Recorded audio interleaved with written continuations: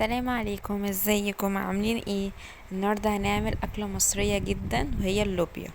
هنا اول حاجه انا بسلق اللحمه، معايا بصلايه والتوابل، حطاهم في ميه سخنه.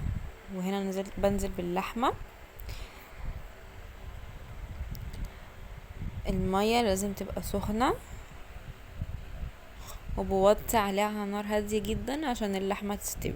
انا بحب اسلقها بالطريقه دي، طبعا غسله اللحمه بالخل والليمون وكده.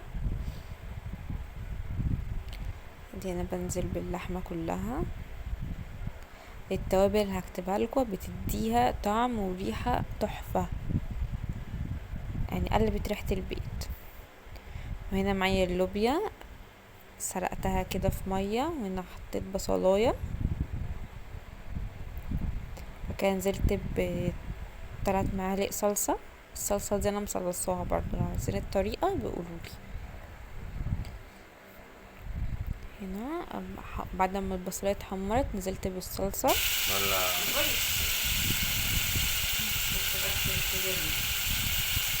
بعد كده هنزل بشوربة اللحمة نفسها، الشوربة بتاعت اللحمة. حطيتش مية، حطيت من شوربة اللحمة هتديها طعم. وهنا بقى هنزل باللوبيا بعد ما اتسلقت، اديتها غلوتين كده على النار وغسلتها. بنزل بيها بقى كده على الصلصة. بعد كده انا بعمل بقى ايه، الرز بالشعرية. كده الشعرية اتحمرت، حطيت حبة زيت وشعرية. كده انزل بكوبايتين رز.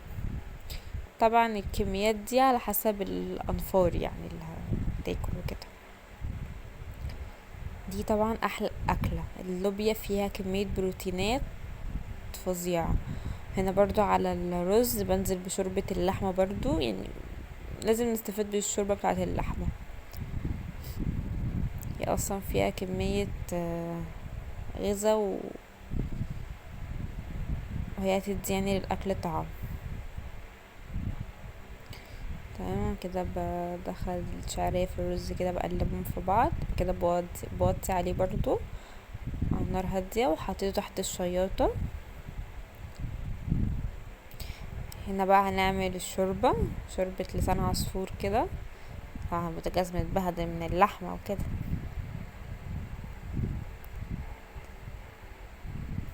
انا نزلت تقريبا معلقتين زيت. بعد كده هنزل بلسان العصفور.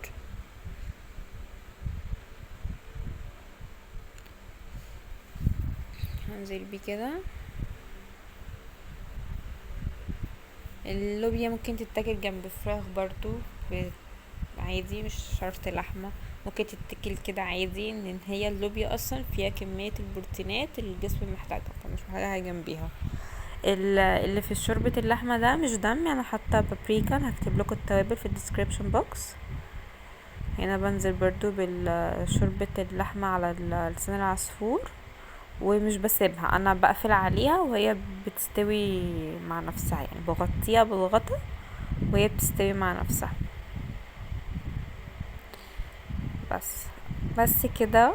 وادي الاكل بعد ما طلع رز ولوبيا ولحمه باللحمه والشوربه. كده هعد هنا، كنت بدوق بقى.